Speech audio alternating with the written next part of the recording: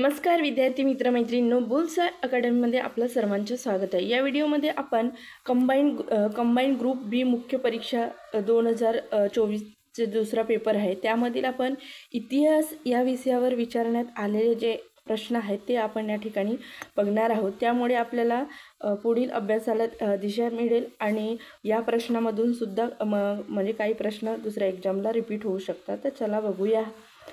प्रश्न आहे पहिला म्हणजे इतिहासातील, माझ्या बैलाचे नाव ब्रिटानिया ठेवले, माझ्या आवडत्या घोड्याचे नाव टर्किश फ्लेक ठेवले, माझ्या गार्डचे नाव जपान ठेवले, म्हणून मी जपान अगर तुर्की लोकांच्या पुढारी होणे योग्य होईल का? हे उद्गार मुंबई कायदेमंडळाच्या उमेदवारीच्या संदर्भामध्ये 1920 मध्ये कोणी काढले? असा हा प्रश्न आहे। तर या प्रश्नाचे योग्य उत्तर आहे राजश्री छत्रपती शाहू महाराज यांनी हे विधान काढलेले आहे। त्यामुळे आता आपल्याला लक्षात ठेवायचे, या ठिकाणी देण्यात आलेले जे समाजसुधारक आहेत जसं लोकमान्य टिळक आहे, महर्षी विठ्ठल रामजी शिंदे आहे, भास्करराव जाधव किंवा राजश्री छत्रपती शाहू महाराज, हे जे महत्त्वपूर्ण समाजसुधारक आहेत किंवा इतरही बाबासाहेब आंबेडकर आहेत, महात्मा ज्योतिबा फुले आहे, आगरकर आहेत, हे जे समाजसुधारक आहेत त्या समाजसुधारकांनी काढलेले उद्गार हे आपल्याला व्यवस्थित लक्षात ठेवावं लागेल, नोट्स काढून ठेवायच्या आणि पुन्हा पुन्हा वाचायच्या म्हणजे ते लक्षात राहतील। महत्त्वाचा हा नवीनच प्रश्न आहे, वाचण्यात आलेला नव्हता। तर लक्षात घ्या, छत्रपती शाहू महाराजांनी म्हटलं होतं की माझ्या बैलाचे नाव ब्रिटानिया ठेवले, माझ्या आवडत्या घोड्याचे नाव टर्किश फ्लेक ठेवले आणि माझ्या गार्डचे नाव जपान ठेवले, म्हणून मी जपान अगर तुर्की लोकांच्या पुढारी योग्य होईल काय? तर हे उद्गार मुंबई कायदेमंडळाच्या उमेदवारीच्या संदर्भामध्ये 1920 मध्ये राजश्री छत्रपती शाहू महाराज यांनी बोलले होते। तर हे कशाच्या संदर्भातले विधान होते? तर कायदेमंडळाच्या उमेदवारीच्या संदर्भामध्ये होते, लक्षात ठेवायचं। त्यानंतरचा प्रश्न आहे, शूद्र हे भारताचे मूळ रहिवासी आहेत, हा सिद्धांत कोणी मांडला? शूद्र हे भारताचे मूळ रहिवासी आहेत असा सिद्धांत किंवा असे मत कोणाचे होते? तर ते होते महात्मा ज्योतिबा फुले, म्हणून पर्याय क्रमांक 3 याचे योग्य उत्तर आहे। त्यानंतरचा प्रश्न आपण बघणार आहोत। बघा, प्रश्न आहे, इसवी सन 1895 मधील पुणे येथील काँग्रेसच्या अधिवेशनात सामाजिक परिषदेचे अधिवेशन घेण्यास मंडप जाळून टाकण्याची धमकी कोणी दिली होती? केव्हा? तर 1895 मधील पुणे काँग्रेस अधिवेशनात सामाजिक परिषदेचे अधिवेशन घेण्यास मंडप जाळून टाकण्याची धमकी कोणी दिली होती असा हा प्रश्न आहे। तर या प्रश्नाचे योग्य उत्तर आहे पर्याय 2, श्रीधर दाणे यांनी अशी धमकी दिली होती। जेव्हा 1895 मधील पुणे येथील काँग्रेसच्या अधिवेशनात सामाजिक परिषदेचे अधिवेशन घेण्यास म्हणजे घेतलं तर मंडप जाळून टाकण्याची धमकी दिली होती, कोणी? तर श्रीधर दाणे। त्यानंतरचा प्रश्न बघूया, शेती व शेतकऱ्यांच्या प्रश्नांचे पहिले भाष्यकार म्हणून कोणाला ओळखले जाते? शेती व शेतकऱ्यांच्या प्रश्नांचे पहिले भाष्यकार म्हणून कोणाला ओळखले जाते?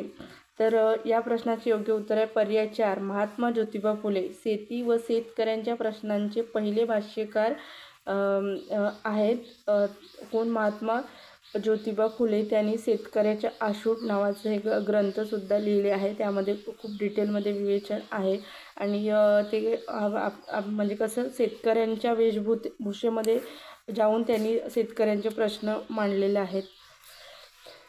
त्यानंतरचा प्रश्न आहे, पुणे येथे देशी व्यापार उद्योजक मंडळ या संस्थेची स्थापना कोणी केली?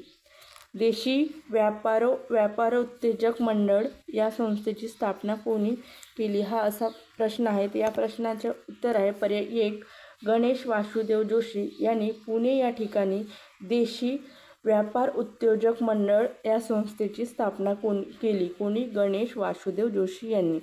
त्यानंतरचा प्रश्न आपण बघणार आहोत। प्रश्न आहे, 4 स्टेटमेंट दिलेले आहेत, या वर्णनावरून आपल्याला व्यक्ती ओळखायची आहे। म्हणजे बऱ्यापैकी आतापर्यंत जे प्रश्न वाचले ते सगळं समाजसुधारकावरच होते, त्यामुळे समाजसुधारक इतिहासमधून व्यवस्थित करून ठेवायचं। बघा, खालील वर्णनावरून व्यक्ती ओळखा। ते एक महान देशभक्त, विचारक, लेखक आणि तत्त्ववेत्ता होते. त्यांनी डेक्कन एज्युकेशन सोसायटी आणि फर्ग्युसन कॉलेजची स्थापना केली. त्यांनी गोहत्या विरुद्ध रक्षण समिती, आखाडा व लाठी क्लबची महाराष्ट्रात सुरुवात केली. त्यांचे सर्वात मोठे योगदान म्हणजे त्यांनी भारताच्या आदेशाचे पालन करण्यास आदेशाचे पालन करण्यास नकार देणे शिकवले व मार्गदर्शन केले. तर ते व्यक्ती कोण होते? तर हे आपल्याला पर्यायातून निवडायचं आहे. तर या प्रश्नाचे योग्य उत्तर आहे पर्याय क्रमांक 2. पर्याय क्रमांक 2 म्हणजे क, लोकमान्य टिळक हे होते. याच्या म्हणजे योग्य ते व्यक्ती कोण होते? तर लोकमान्य टिळक होते. पर्याय क्रमांक 2 या प्रश्नाचं योग्य उत्तर आहे. ते एक महान देशभक्त होतं, विचारक, लेखक आणि तत्त्ववेत्ता होते. त्यांनी डेक्कन एज्युकेशन सोसायटी आणि फर्ग्युसन कॉलेजची स्थापना केली. गोहत्या विरुद्ध रक्षण समिती, आखाडा आणि लाठी क्लबची महाराष्ट्रात सुरुवात त्यांनी केली. त्यांचे सर्वात मोठे योगदान म्हणजे त्यांनी भारतीयांना आदेशाचे पालन करण्यास नकार देणे शिकवले व मार्गदर्शन केले. तर ते हे वाक्य आहेत लोकमान्य टिळकांबद्दल. लक्षात ठेवायचं. त्यानंतरचा प्रश्न आपण बघणार आहोत. इसवी सन 1911 मध्ये नाम जोशी यांनी रिकामी जागा या संस्थेची स्थापना केली. तर आधीच्या एका प्रश्नामध्ये सुद्धा त्यांनी नाम जोशी यांनी स्थापन केलेल्या संस्थेवरच होता. हा दुसरा प्रश्न त्यांच्यावरच विचारण्यात आलेला आहे. तर नाम जोशी 1911 कोणत्या संस्थेची स्थापना केली? तर कोणत्या संस्थेची स्थापना केली? तर सोशल सर्व्हिस लिंकची स्थापना केली. जे लोखंडे होते त्यांच्यासोबत हे काम करणारे व्यक्तिमत्व होते नाम जोशी. त्यांनी 1911 मध्ये सोशल सर्व्हिस लिंक या संस्थेची स्थापना केली. पर्याय 4 या प्रश्नाचे योग्य उत्तर आहे. त्यानंतरचा प्रश्न बघूया.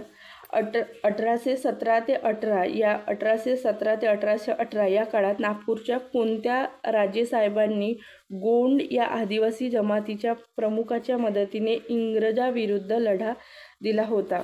तर नागपूरचे कोणते राजे होते ज्यांनी गोंड या आदिवासी जमातीच्या प्रमुखाच्या मदतीने इंग्रजांविरुद्ध लढा दिला होता? तर या प्रश्नाचे योग्य उत्तर आहे पर्याय 2 आप्पासाहेब भोसले.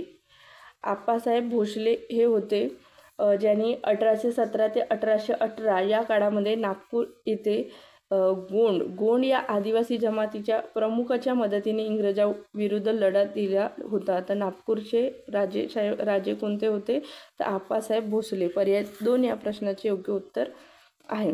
त्यानंतरचा प्रश्न बघा. महात्मा गांधींनी 1937 मध्ये हरिजन या वृत्तपत्रातून एक लेखमाला प्रकाशित करून शिक्षण योजनेची चर्चा केली. या योजनेचे नाव काय होते? शिक्षण योजनेचे नाव काय होते? तर या प्रश्नाचे योग्य उत्तर आहे पर्याय क्रमांक 3 वर्धा योजना. जे महात्मा गांधींनी 1937 मध्ये हरिजन या वृत्तपत्रातून एक लेखमाला प्रकाशित करून शिक्षण योजनेची चर्चा केली होती. त्या योजनेचे नाव होते वर्धा योजना. पर्याय 3 योग्य उत्तर आहे. त्यानंतरचा प्रश्न आहे. हिंदू महासभा काँग्रेसची प्रतिस्पर्धी नसून काँग्रेसच्या कार्याला पूरक ठरेल व काँग्रेस सुदृढ बनेल यासाठी स्थापन करण्यात आली असे खालीलपैकी कोणी स्पष्ट केले? तर या प्रश्नाचे योग्य उत्तर आहे पर्याय 4 पंडित मदन मोहन मालवीय. हिंदू महासभेशी संबंधित आहेत पंडित मदन मोहन मालवीय. हिंदू महासभा काँग्रेसची प्रतिस्पर्धी नसून काँग्रेसच्या कार्याला पूरक ठरेल व काँग्रेस सुदृढ बनेल यासाठी स्थापन करण्यात आली असे कोणी म्हटलं होतं? तर पंडित मदन मोहन मालवीय यांनी. तर हे होते 10 प्रश्न. नंतर 10 प्रश्न आहेत ते भूगोलावर आहेत, ते आपण दुसऱ्या व्हिडिओमध्ये घेऊया. हा व्हिडिओ कसा वाटला ते तुम्ही सांगत चला आणि पुढे पण ही सिरीज कंटिन्यू करायची आहे आपल्याला. आणि सगळेच एक्झामला हे प्रश्न उपयोगी ठरत असतात. त्यामुळे चॅनलला सबस्क्राईब करून ठेवा आणि तुमच्या मित्रमैत्रिणीपर्यंतसुद्धा शेअर करा जे स्पर्धा परीक्षांची तयारी करत आहे. आपण इतिहासाचे प्रश्न बघितले त्यामध्ये आपल्याला असे दिसून आलं की समाजसुधारकावर जास्तीत जास्त प्रश्न आहेत. 1 किंवा 2च वेगळे प्रश्न होते. म्हणजे जसं काँग्रेस महासभा वगैरेवर आणि हे महात्मा गांधी यांच्या पण म्हणजे सगळंच समाजसुधारकांवरच आलेले हे प्रश्न आहेत आणि जास्तीत जास्त हे महाराष्ट्राच्या इतिहासावर आलेले प्रश्न आहेत. त्यामुळे व्यवस्थित महाराष्ट्राचा इतिहास अभ्यासायचा आहे. तर हा व्हिडिओ इथंच थांबवते. धन्यवाद.